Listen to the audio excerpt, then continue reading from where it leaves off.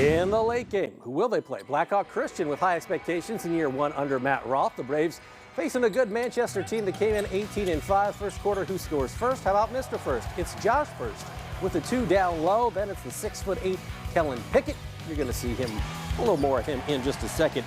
He gets the lay-in right there. Blackhawk out to an early lead. But Manchester, these guys can play. How about 6'6" sophomore Gavin Betton on the putback right there? And then it's Betton with the left-handed hook, and I'm betting Betton is going to be a good player when it's all said and done. He had 16 on this one for the Squires, but guess what? Blackhawk, really tough. They could definitely make a run in the 2A state tournament. That is Mr. Pickett for 3. Then you're going to see Gage Sefton, the future Grace College Lancer, with 2 of his 12. And then the coup de grace. How about Mr. Pickett on the defensive end?